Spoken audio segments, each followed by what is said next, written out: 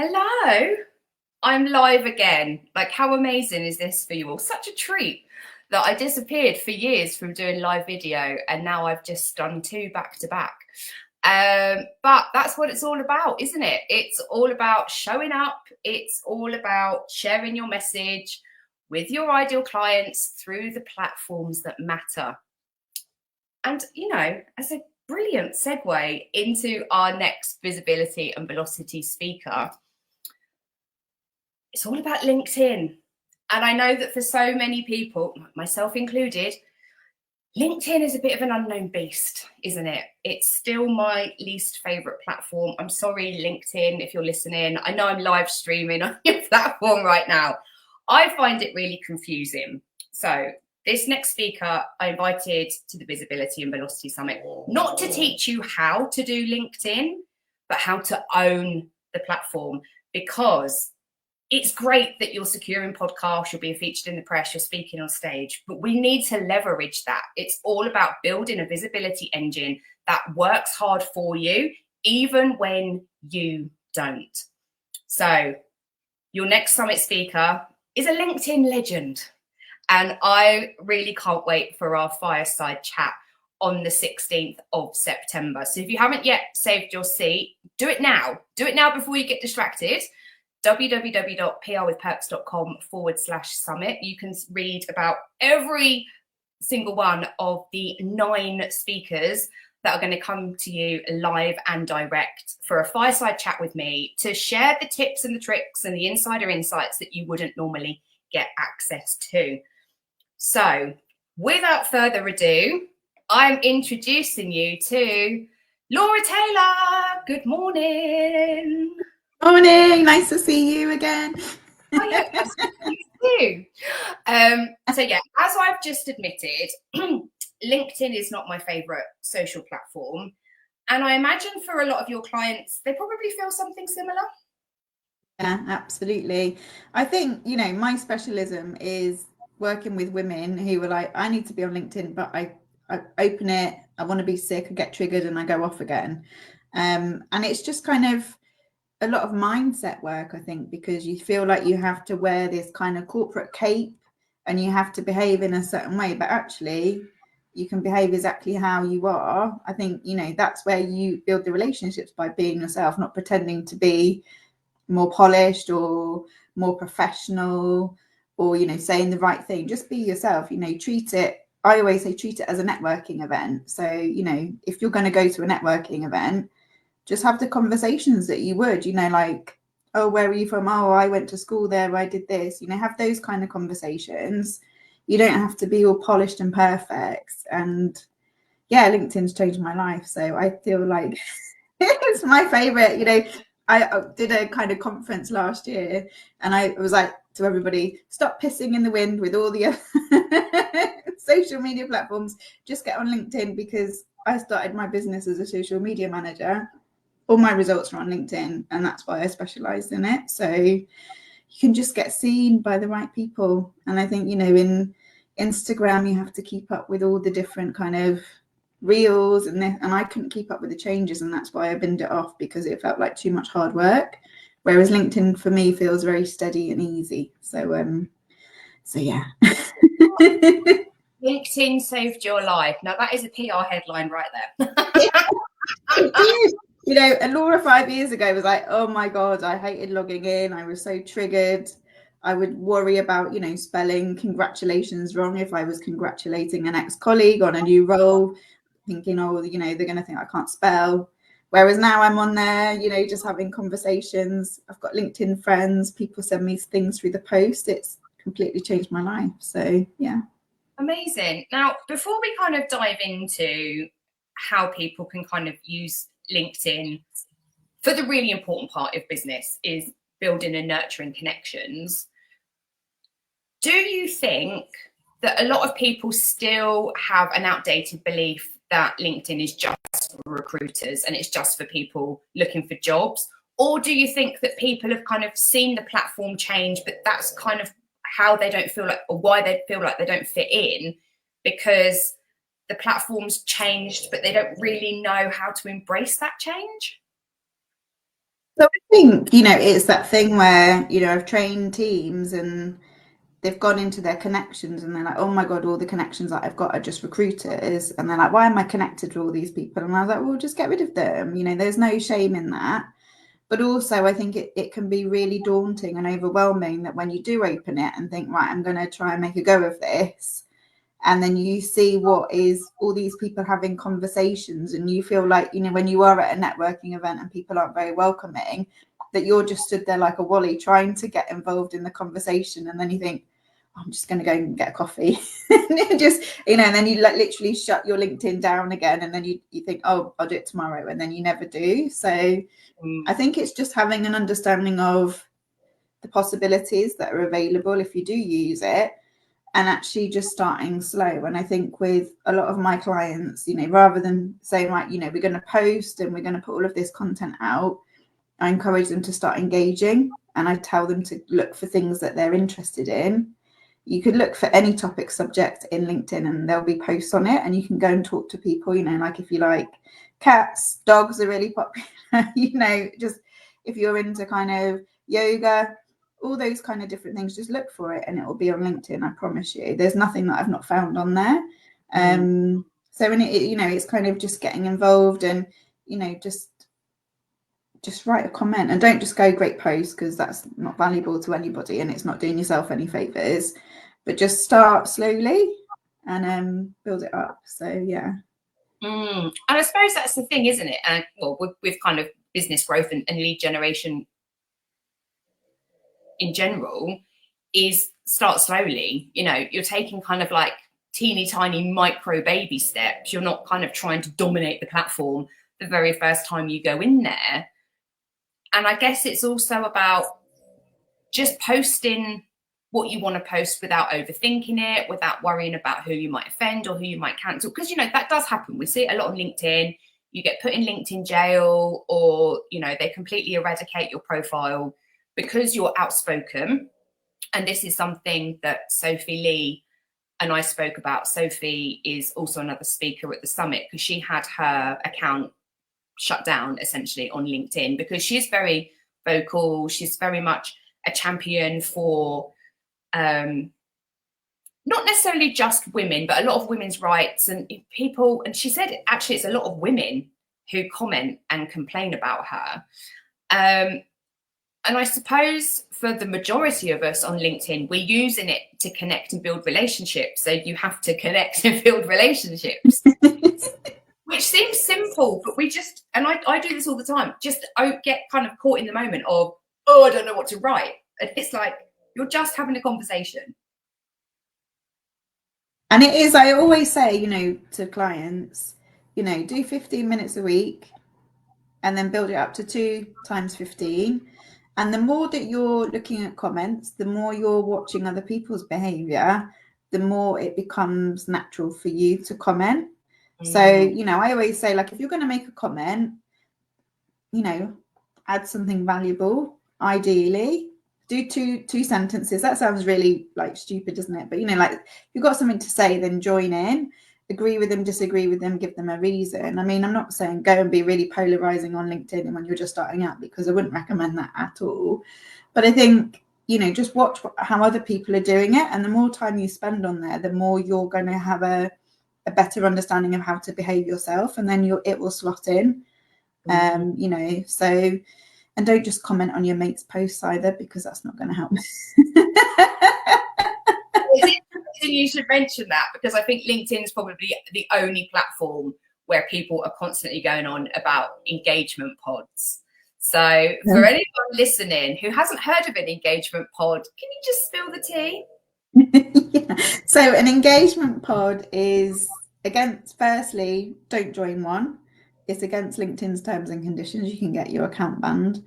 It's where you join a group of people and you normally pay the person that's running it, and you have to comment on each other's posts to gamify the system to get higher impressions. And there are a lot of LinkedIn gurus who actually run their own pods. I won't mention any names, but you know, they're the posts where you see they've been like live for like 5 minutes and they've already got like 500 likes and comments. they're gamifying the system. They say that they're not, but they actually are. They've got a membership, and you have to kind of comment between, I don't know, like 15 minutes after it's posted, because then that's optimal time to kind of get it seen by the most people. But actually, you're just creating an echo chamber. So you're just showing it to those people. So the people that are in the pod who already know what you're doing are then the ones that are getting shown your post. So it's not really helpful anyway. And, you know, I'd never advise any of my clients to do anything that's going to get them banned. And I worked with a lady a couple of years ago who was an engagement pod, and I had to terminate working with her because she refused to leave it. And I was like, you're getting 7 comments on every post that you put out. All it says is this is really valuable. I said, and all it's doing is it's showing those same people in the pod your posts. That's not, it's not, is it working for you to get any business? She's like, well, no. I'm like, well, stop it then. She's like, yeah, but if I don't do that, then I'm not getting any impressions. And I was like, yeah, because you have to do the work to get the impressions. Yeah. Write something that people want to read, and then you'll get impressions. So anyway, that was a bit of a disaster. So I don't work with people that use pods, because it's, you know, it's cheating the system, and I don't see how it works. So no. Anyway. And I suppose, as an outsider looking in, you can think, oh my God, yeah, the engagement, the impressions. But if you're getting engagement from the wrong audience, all you're doing is training LinkedIn to show your content to more of those people. Yeah. And we both know that likes are vanity, sales is sanity. So if your posts aren't driving conversations in the DMs, they are not, you know, reminding your clients to refer you to their network, it's not bringing buyers into your business, then actually it's just a big fat waste of time. It is. And I think as well, LinkedIn, you know, it looks like they're kind of moving away from people who were running pods. They changed the algorithm back in June. And you may have noticed, if you look at your analytics, that it's now telling you, rather than, you know, the dopamine hit of, oh, I'm really popular, I've had thousands of, you know, hundreds of likes and comments, and, you know, you feel really good about yourself because you're like, hey, I'm the popular kid right now. It's actually showing you how many people looked at your profile after your post. So it's trying to kind of, rather than give you those like impressions that I wish I could take them away, to be honest, it's like, what interest is it creating? Because the main vanity kind of metric that I look at is, are my profile views going up? Because if they're not, then I do need to do something about it, because profile views means awareness, means kind of trust. You know, you're building that relationship. Whereas if you're just getting loads of views because you put a picture out of your dog, then that doesn't mean you're going to get sales, does it? I mean, by all means, put a picture of your dog because it's great for engagement. But yeah, it's just doesn't mean that, you know, you're going to get loads of sales. I've been viral a couple of times. Did it make me a millionaire? No, it didn't. So, you know, it just makes you feel good and actually doesn't get money in the bank. So yeah, it's interesting because I know, I can't remember who it was, but I mean, I can be quite opinionated when I want to be. And I remember someone saying, oh, you know, that's not really for LinkedIn. Anyway, I put up this ranty post last year about, I was buying a dress for an awards ceremony, and I was shopping online, and I was just a bit like, do you know what? I'm 5'2", I'm curvy. The models that these fashion designers or fashion houses or high street stores are using do not represent me. So I can't visually see how I'm going to look in this dress. So I had this rant on LinkedIn about it. I remember. I did get a new business lead off the back of that. It was somebody who was creating a new fashion brand. It was very much about creating classic clothing for every body shape. And it was all about using size inclusive models and stuff. And, you know, it was a brand new startup. So too early for me to get involved in the business. But it goes to show that you can show up and share your own personal stuff, and it does lead to inquiries. So, you know, I'm not showing up. Yeah, I was about to say showing off, or maybe a little bit. You can. Why not? But even like a few weeks ago, I posted a picture of me wearing shorts because for me, like I hate my legs, you know, I don't like wearing shorts. And I posted it across all social media platforms. And the engagement on LinkedIn from my connections sharing similar stories. And it's like, this is what it's all about. This is the connection piece. It's the relationship building. And they may never become clients of mine, but they may recommend me to somebody else. They may see a shout out for a PR specialist and they think, oh, you know, I haven't worked with this girl, but I think you'd really like her personality and her attitude and her approach. So often, I mean, with sharing messaging in general, I'm very much like show up and share, but don't focus too much on the insights and the impressions and the analytics, because it doesn't really tell you anything. It doesn't show the impact that you're having on people silently. And I find with LinkedIn that it's the more kind of personal posts that do well in terms do of really well. Yeah, and I think that's what makes you memorable. You know, I started working with a ex-CEO back in January. He was like, oh, I feel really uncomfortable now. I'm running my own business. I don't really want to like share stuff about me, you know. And it's like, well, everybody knows that you're really good. You know, he's a fractional CFO / CEO. And I was like, let's do a post about you running a business for 6 months and the challenges that you faced. He's like, oh, I'm not sure about this. And I was like, no, because people are following you. They're invested in you. They know you. And it was one of his best performing posts, just showing a little bit of vulnerability. I was like, look, we don't need to get your skeletons out of the closet and start sharing things that you wouldn't tell your mates. But I was like, you know, the fact that he felt that he was a bit lonely, the fact that he was suddenly wearing all the hats, the fact that, you know, he was worried that it wasn't going to work. And actually now he's got so much work that he's, you know, he's like, oh my God, what am I doing? And he's trying to juggle all of these different projects rather than, he was like, I'm not sure this will work for me. And I was like, absolutely it will. And it's, you know, his profile is set up in a way that as we're adding new people, they're really interested in his profile because it's telling that message before he even speaks, because they look at him and they go, oh, that's interesting. Oh, I know such and such. And that's how it works. So it's like your LinkedIn profile is a shop window. It does the hard work for you. Yeah. So, you know, having a good profile that's there 24/7, you know, people find me through, you know, my PR, but they find me through my LinkedIn newsletter because the SEO is really good on LinkedIn as well. It just, you know, it's very clear what I do, who I work with, and it's sharing the picture of my dog or, you know, the other random stuff that does really well. Shall I put oat milk in my coffee or not? That went viral. You know, those kind of things didn't get me any sales, but it got me a lot of visibility. That's it. You know, and then, yeah, and it's about showing up on the right platforms. And you know, I will say this until I'm blue in my face. I may even have it on my tombstone. It's showing up on the right platforms, and I think as business owners, whether it's like service-based or product-based, B2B or B2C, I would say LinkedIn is a really great platform for building those connections. I mean, some of my connections are CEOs of brands that I have absolutely like no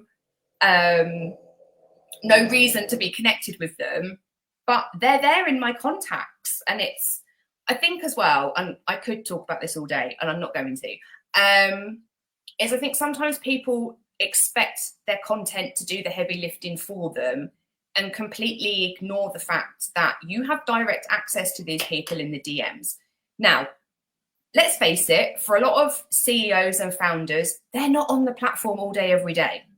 So it could be that you send a DM and you don't hear back for 4 weeks. That's not against you. That's just like they're super busy.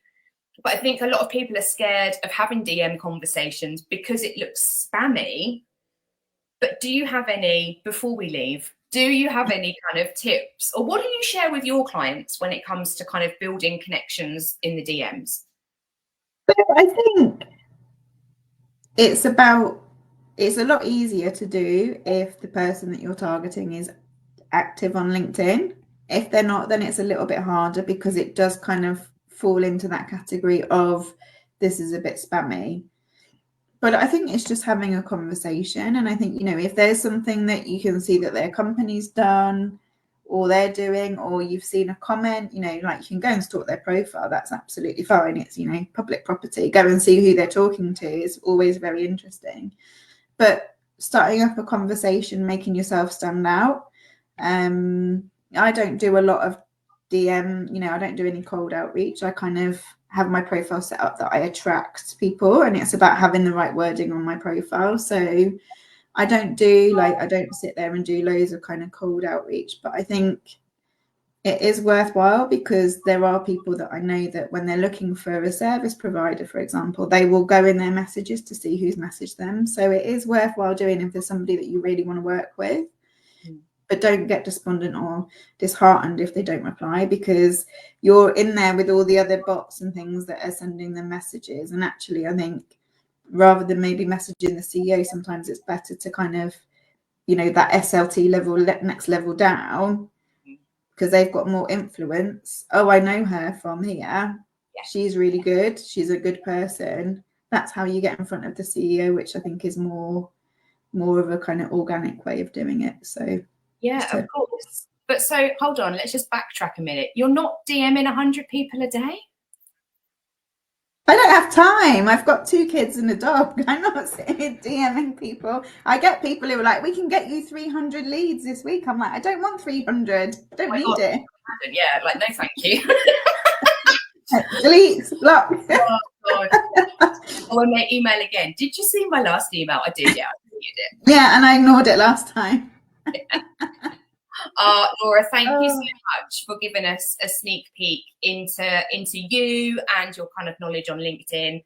As I said at the top of this live, Laura's not actually going to be teaching us how to use LinkedIn at the Visibility and Velocity Summit. It's all about taking you to that next level and using it to leverage, to build and nurture relationships, gain that trust, and win business that way. So if you haven't yet saved your seat for the Visibility and Velocity Summit, now's the time. It's completely free to attend, although there is a cheeky upgrade, VIP upgrade, where you're getting access to the live replays forever and up to over £5,000 worth of speaker bonuses. And that's just £37 to upgrade to VIP.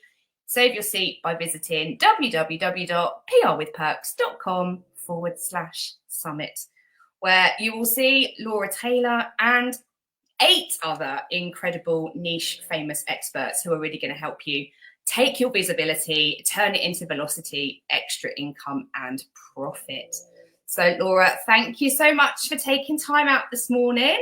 That's okay. It's been a pleasure talking to you. I could talk about LinkedIn all day. How sad am I? I love it. Well, it's what you do. All right, then, lovely. Well, I will speak to you soon. Take care. Lots of love. Bye.